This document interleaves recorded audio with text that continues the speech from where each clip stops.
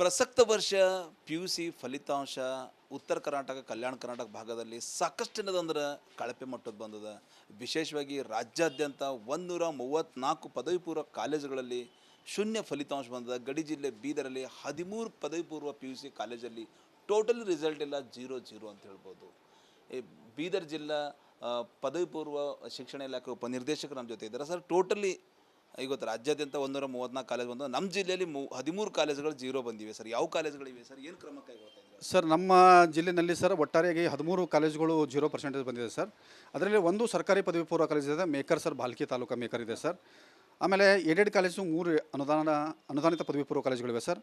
ಆಮೇಲೆ 7 unaided PU ಕಾಲೇಜುಗಳಿವೆ sir. Totally ಒಟ್ಟಾರೆ ನಮ್ಮ ಜಿಲ್ಲೆಯಲ್ಲಿ 13 PU ಕಾಲೇಜುಗಳು ಶೂನ್ಯ ಫಲಿತಾಂಶ ಬಂದಿದೆ ಸರ್. ಸರ್, ಈಗ ಎಡೆಡ್ ಕಾಲೇಜ್ ಇರ್ಬೋದು, ಸರ್ಕಾರಿ ಕಾಲೇಜ್ ಇರ್ಬೋದು, ಕೋಟಿ ರೂಪಾಯಿ ವರ್ಷಕ್ಕೆ ಖರ್ಚಾಗ್ತದೆ. ಟೋಟಲಿ 0 ರಿಸಲ್ಟ್ ಅಂದ್ರೆ ಏನು ಸರ್? ಎಲ್ಲಿ ನಿರ್ಲಕ್ಷ್ಯ, ಯಾರ್ದು ಅಡವೆ ಇದ್ದಾರೆ ಸರ್, ಏನಿದೆ ಸರ್? ಅದನ್ನೇ ಸರ್, ಈಗ ನಾವು ಈಗಾಗಲೇ ಅವರಿಗೆಲ್ಲರಿಗೂ ಕೂಡ ಸೋಕಸ್ ನೋಟಿಸ್ ಇಶ್ಯೂ ಮಾಡಿದ್ವಿ ಸರ್. ಇಲಾಖೆ ನಿಯಮಗಳ ಪ್ರಕಾರ ಸೋಕಸ್ ನೋಟಿಸ್ ಇಶ್ಯೂ ಮಾಡಿದ್ವಿ ಸರ್.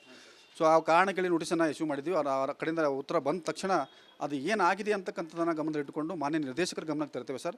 ಅಂಥದ್ದು ಏನಾದರೂ ಬಂದರೆ ಅದನ್ನು ಕಂಪ್ಲೀಟಾಗಿ ಶಿಸ್ತು ಕ್ರಮ ಕೈಗೊಳ್ಳಲಿಕ್ಕೆ ಅಂತಂದರೆ ಅತ್ಯಂತ ಕಠಿಣ ಕ್ರಮಗಳನ್ನು ಕೈಗೊಳ್ಳಲಿಕ್ಕೆ ಮಾನ್ಯ ನಿರ್ದೇಶಕರು ಶಾಲಾ ಶಿಕ್ಷಣ ಇಲಾಖೆ ಪದವಿ ಪೂರ್ವ ಬೆಂಗಳೂರು ಅವರಿಗೆ ನಾನು ಶಿಫಾರಸು ಮಾಡ್ತೇನೆ ಸರ್. ಸರ್, ಏನಂತ ನೋಟಿಸ್ ಕೊಟ್ಟರೆ ಒಳಗಡೆ ಏನಂತ ಉಲ್ಲೇಖ ಮಾಡಿರಿ? ಯಾಕಂದ್ರೆ ಹೋದ ವರ್ಷ ಈ ವರ್ಷ ಸಾಕಷ್ಟೊಂದು ಕಲ್ಯಾಣ ಕರ್ನಾಟಕ ಸೇರಿದಂತೆ ಉತ್ತರ ಕರ್ನಾಟಕದಲ್ಲಿ ರಿಸಲ್ಟ್ ಸಾಕಷ್ಟು ಕಳಪೆ ಬಂದಿದೆ.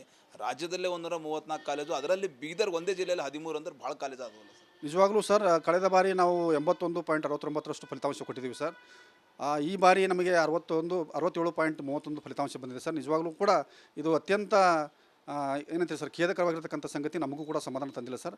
ಸೊ ಎಲ್ಲಿ ಎಡವಿದ್ದೀವಿ, ಯಾವ ಕಾಲೇಜಿನವರು ಆ ರೀತಿ ಫಲಿತಾಂಶವನ್ನು ಕೊಟ್ಟಿದ್ದಾರೆ, ಯಾವ ಕಾರಣಕ್ಕಾಗಿ ಆ ರೀತಿಯಾಗಿದೆ ಅಂತಕ್ಕಂಥದ್ದನ್ನು ಗಮನದಲ್ಲಿಟ್ಟುಕೊಂಡು ಸೂಕ್ಷ್ಮವಾಗಿ ಎಲ್ಲ ಕಾಲೇಜುಗಳಿಗೆ ವೈಯಕ್ತಿಕವಾಗಿ ಭೇಟಿ ಕೊಟ್ಟು ಅದನ್ನು ಪರಿಶೀಲನೆ ಮಾಡಿ ಮಾನ್ಯ ನಿರ್ದೇಶಕರ ಗಮನಕ್ಕೆ ನಾನು ತರ್ತೇನೆ ಸರ್. ಖಂಡಿತವಾಗಲೂ ಕೂಡ ಮುಂದಿನ ದಿನಗಳಲ್ಲಿ ಆ ರೀತಿ ಆಗದ ರೀತಿಯಲ್ಲಿ ನಾವು ಕ್ರಮಗಳನ್ನು ಕೈಗೊಳ್ತೇವೆ ಸರ್. ಸರ್ಕಾರಿ ಪದವಿ ಪೂರ್ವ ಕಾಲೇಜ್ ಆಗಿರ್ಬೋದು, ಅನುದಾನಿತ ಪದವಿ ಪೂರ್ವ ಕಾಲೇಜ್ ಆಗಿರ್ಬೋದು, ಅನುದಾನ ರಹಿತ ಪದವಿ ಪೂರ್ವ ಕಾಲೇಜ್ ಆಗಿರ್ಬೋದು, ಎಲ್ಲ ಪ್ರಾಂಶುಪಾಲರ ಮತ್ತು ಉಪನ್ಯಾಸಕರ ಒಂದು ಸಹಯೋಗದೊಂದಿಗೆ ಪ್ರಾರಂಭದಿಂದಲೇ ನಾವು ಒಳ್ಳೆ ರೀತಿಯಿಂದ ಕಾರ್ಯಕ್ರಮಗಳನ್ನು, ಕ್ರಿಯಾ ಯೋಜನೆಗಳನ್ನು ರೂಪಿಸ್ತಾ ಇದ್ದೀವಿ ಸರ್. ಈಗಾಗಲೇ ರೂಪಿಸ್ತಾ ಇದ್ದೇವೆ.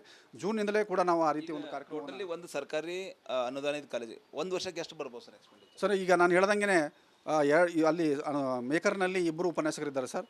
ಆಮೇಲೆ MRA PU ಕಾಲೇಜಿನಲ್ಲಿ ಯಾರೂ ಇಲ್ಲ ಸರ್. ಒಂದು ಕಾಲೇಜಿನಲ್ಲಿ 2 ಉಪನ್ಯಾಸಕರಿದ್ದಾರೆ, ಗೌರಿಬಾಯಿ ಅಗರ್ವಾಲ್ ಅಂತ ಹೇಳ್ಬಿಟ್ಟು. ಮತ್ತೊಂದು ಕಾಲೇಜಿನಲ್ಲಿ ಪೂಜಿ ಶಿವಲಿಂಗೇಶ್ವರ ಪದವಿ ಪೂರ್ವ ಕಾಲೇಜ್ ಅಂತ ಹೇಳ್ಬಿಟ್ಟು 1 ಉಪನ್ಯಾಸಕರಿದ್ದಾರೆ. ಟೋಟಲಿ ಒಟ್ಟಾರೆಯಾಗಿ 6 ಜನ ಉಪನ್ಯಾಸಕರಿದ್ದಾರೆ. ಸೊ ನಿಯರ್ಲಿ ನಮಗನಿಸಿದ ಮಟ್ಟಿಗೆ 75ರಿಂದ 80 ಲಕ್ಷ ರೂಪಾಯಿ ಒಂದು ವರ್ಷಕ್ಕೆ ಖರ್ಚಾಗ್ತದೆ.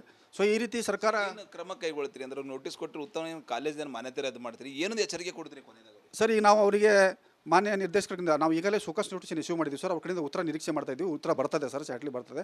ಉತ್ತರ ಬಂದ ತಕ್ಷಣವೇ ಮಾನ್ಯ ನಿರ್ದೇಶಕರ ಗಮನ ತರ್ತೇವೆ ಸರ್. ಆದಷ್ಟು ಕಠಿಣ ಕ್ರಮಗಳನ್ನು ಕೈಗೊಳ್ಳಲಿಕ್ಕೆ ಮಾನ್ಯ ನಿರ್ದೇಶಕರಿಗೆ ಶಿಫಾರಸನ್ನು ಮಾಡ್ತೇನೆ ಸರ್. ಸೊ ಇದು ಈಗಾಗಲೇ DD ಅವರ ಮಾತಂತ ಹೇಳ್ಬೋದು. ಟೋಟಲಿ 13 ಕಾಲೇಜುಗಳಿಗೆ ಶೂನ್ಯ ಫಲಿತಾಂಶ ಇದೆ. ಅವ್ರಿಗೆ ನೋಟಿಸ್, ಶೋಕಾಸ್ ನೋಟಿಸ್ ಕೊಟ್ಟಿದ್ದೀವಿ. ಅವ್ರ ಮೇಲೆ ಕಠಿಣ ಕ್ರಮ ಕೈಗೊಳ್ತೀವಿ ಅಂತ ಇವ್ರು ಹೇಳ್ತಾ ಇದ್ದಾರೆ. ಹೀಗಾಗಿ ರಾಜ್ಯದ ಮುಕುಟ ಕರ್ನಾಟಕದ ಕಿರೀಟದ ಮೇಲ್ಭಾಗದಲ್ಲಿ ಇದ್ದರೂ ಕೂಡ ಎಲ್ಲೋ ಒಂದು ಕಡೆ ಶಿಕ್ಷಣದಲ್ಲಿ, ಎಜುಕೇಷನ್ದಲ್ಲಿ ಟೋಟಲಿ ಬೀದರ್ ಜಿಲ್ಲೆ ಕೊನೆಯ ಸ್ಥಾನ ಪಡೀತಾ ಇದೆ. ಹೀಗಾಗಿ ಶಿಕ್ಷಣತ್ತ ಜನಪ್ರತಿನಿಧಿಗಳು, ಸಚಿವರು, ಅಧಿಕಾರಿಗಳು ಚಿತ್ತ ಹರಿಸಲೇಬೇಕಾಗದ ಅಂತ ಹೇಳ್ಬೋದು. ಕ್ಯಾಮ್ರಾ ಪರ್ಸನ್ ಭರತ್ ಜೊತೆ ನಾನು ಮಲ್ಲಿಕಾರ್ಜುನ್ ಮರ್ಕಲ, ರಿಪಬ್ಲಿಕ್ ಕನ್ನಡ, ಬೀದರ್. ಪ್ರಸಕ್ತ ವರ್ಷ PUC ಫಲಿತಾಂಶ ಉತ್ತರ ಕರ್ನಾಟಕ ಕಲ್ಯಾಣ ಕರ್ನಾಟಕ ಭಾಗದಲ್ಲಿ ಸಾಕಷ್ಟು ಏನದಂದ್ರೆ ಕಳಪೆ ಮಟ್ಟದ ಬಂದದ. ವಿಶೇಷವಾಗಿ ರಾಜ್ಯಾದ್ಯಂತ 134 ಪದವಿ ಪೂರ್ವ ಕಾಲೇಜುಗಳಲ್ಲಿ ಶೂನ್ಯ ಫಲಿತಾಂಶ ಬಂದದ. ಗಡಿ ಜಿಲ್ಲೆ ಬೀದರಲ್ಲಿ 13 ಪದವಿ ಪೂರ್ವ PUC ಕಾಲೇಜಲ್ಲಿ ಟೋಟಲ್ ರಿಸಲ್ಟ್ ಎಲ್ಲ 0-0 ಅಂತ ಹೇಳ್ಬೋದು. ಈ ಬೀದರ್ ಜಿಲ್ಲಾ ಪದವಿ ಪೂರ್ವ ಶಿಕ್ಷಣ ಇಲಾಖೆ ಉಪನಿರ್ದೇಶಕರು ನಮ್ಮ ಜೊತೆ ಇದ್ದಾರೆ. ಸರ್, ಟೋಟಲಿ ಇವತ್ತು ರಾಜ್ಯಾದ್ಯಂತ 134 ಕಾಲೇಜ್ ಬಂದು ನಮ್ಮ ಜಿಲ್ಲೆಯಲ್ಲಿ 13 ಕಾಲೇಜುಗಳು 0 ಬಂದಿವೆ. ಸರ್, ಯಾವ ಕಾಲೇಜುಗಳಿವೆ ಸರ್, ಏನು ಕ್ರಮ ಕೈಗೊಳ್ತಾ ಇದ್ದಾರೆ? ಸರ್, ನಮ್ಮ ಜಿಲ್ಲೆಯಲ್ಲಿ ಸರ್ ಒಟ್ಟಾರೆಯಾಗಿ 13 ಕಾಲೇಜುಗಳು 0% ಬಂದಿದೆ ಸರ್. ಅದರಲ್ಲಿ ಒಂದು ಸರ್ಕಾರಿ ಪದವಿ ಪೂರ್ವ ಕಾಲೇಜ್ ಇದೆ, maker sir, Bhalki taluk maker ಇದೆ ಸರ್. ಆಮೇಲೆ ಏಡೆಡ್ ಕಾಲೇಜು 3 ಅನುದಾನಿತ ಪದವಿ ಪೂರ್ವ ಕಾಲೇಜುಗಳಿವೆ ಸರ್.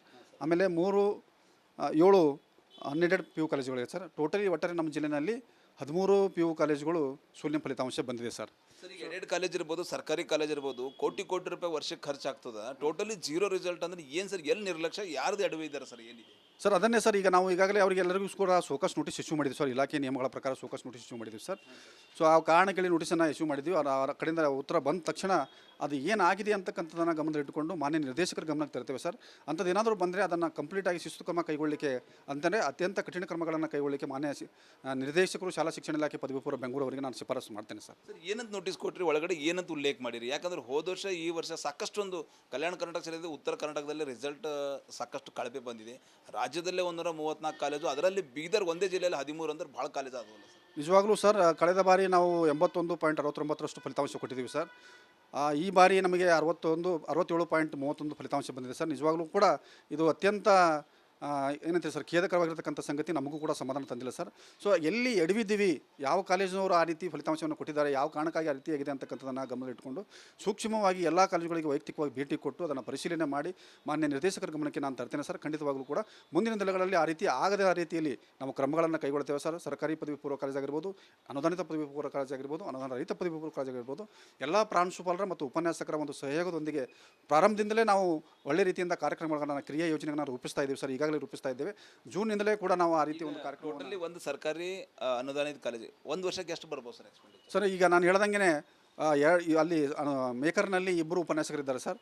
ಆಮೇಲೆ MRA PU ಕಾಲೇಜಿನಲ್ಲಿ ಯಾರೂ ಇಲ್ಲ ಸರ್. ಒಂದು ಕಾಲೇಜಿನಲ್ಲಿ 2 ಉಪನ್ಯಾಸಕರಿದ್ದಾರೆ, ಗೌರಿಬಾಯಿ ಅಗರ್ವಾಲ್ ಅಂತ ಹೇಳ್ಬಿಟ್ಟು. ಮತ್ತೊಂದು ಕಾಲೇಜಿನಲ್ಲಿ ಪೂಜಿ ಶಿವಲಿಂಗೇಶ್ವರ ಪದವಿ ಪೂರ್ವ ಕಾಲೇಜ್ ಅಂತ ಹೇಳ್ಬಿಟ್ಟು 1 ಉಪನ್ಯಾಸಕರಿದ್ದಾರೆ. ಟೋಟಲಿ ಒಟ್ಟಾರೆಯಾಗಿ 6 ಜನ ಉಪನ್ಯಾಸಕರಿದ್ದಾರೆ. ಸೊ ನಿಯರ್ಲಿ ನಮಗನಿಸಿದ ಮಟ್ಟಿಗೆ 75 ರಿಂದ 80 ಲಕ್ಷ ರೂಪಾಯಿ ಒಂದು ವರ್ಷಕ್ಕೆ ಖರ್ಚಾಗ್ತದೆ. ಸೊ ಈ ರೀತಿ ಸರ್ಕಾರ ಕ್ರಮ ಕೈಗೊಳ್ತೀರಿ ಅಂದ್ರೆ ನೋಟಿಸ್ ಕೊಟ್ಟರೆ ಉತ್ತಮ ಕಾಲೇಜಿನ ಮಾನ್ಯತೆ ರದ್ದು ಮಾಡ್ತೀರಿ, ಏನೊಂದು ಎಚ್ಚರಿಕೆ ಕೊಡ್ತೀರಿ ಕೊನೆಯದಾಗ? ಸರ್ ಈಗ ನಾವು ಅವರಿಗೆ ಮಾನ್ಯ ನಿರ್ದೇಶಕರಿಂದ ನಾವು ಈಗಲೇ ಸೋಕಸ್ ನೋಟಿಸ್ ಇಶ್ಯೂ ಮಾಡಿದ್ದೀವಿ ಸರ್. ಅವ್ರ ಕಡೆಯಿಂದ ಉತ್ತರ ನಿರೀಕ್ಷೆ ಮಾಡ್ತಾ ಇದ್ದೀವಿ. ಉತ್ತರ ಬರ್ತದೆ ಸರ್, ಶಾರ್ಟ್ಲಿ ಬರ್ತದೆ.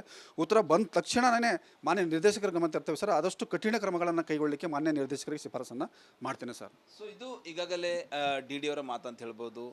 ಟೋಟಲಿ 13 ಕಾಲೇಜ್ಗಳಿಗೆ ಶೂನ್ಯ ಫಲಿತಾಂಶ ಇದೆ, ಅವ್ರಿಗೆ ನೋಟಿಸ್, ಶೋಕಾಸ್ ನೋಟಿಸ್ ಕೊಟ್ಟಿದ್ದೀವಿ, ಅವ್ರ ಮೇಲೆ ಕಠಿಣ ಕ್ರಮ ಕೈಗೊಳ್ತೀವಿ ಅಂತ ಇವ್ರು ಹೇಳ್ತಾ ಇದ್ದಾರೆ. ಹೀಗಾಗಿ ರಾಜ್ಯದ ಮುಕುಟ ಕರ್ನಾಟಕದ ಕಿರೀಟದ ಮೇಲ್ಭಾಗದಲ್ಲಿ ಇದ್ದರೂ ಕೂಡ ಎಲ್ಲೋ ಒಂದು ಕಡೆ ಶಿಕ್ಷಣದಲ್ಲಿ, ಎಜುಕೇಷನ್ದಲ್ಲಿ ಟೋಟಲಿ ಬೀದರ್ ಜಿಲ್ಲೆ ಕೊನೆಯ ಸ್ಥಾನ ಪಡಿತಾ ಇದೆ. ಹೀಗಾಗಿ ಶಿಕ್ಷಣತ್ತ ಜನಪ್ರತಿನಿಧಿಗಳು, ಸಚಿವರು, ಅಧಿಕಾರಿಗಳು ಚಿತ್ತ ಹರಿಸಲೇಬೇಕಾಗದ ಅಂತ ಹೇಳ್ಬೋದು. ಕ್ಯಾಮ್ರಾ ಪರ್ಸನ್ ಭಾರತ್ ಜೊತೆ ನಾನು ಮಲ್ಲಿಕಾರ್ಜುನ್ ಮರ್ಕಲ, ರಿಪಬ್ಲಿಕ್ ಕನ್ನಡ, ಬೀದರ್.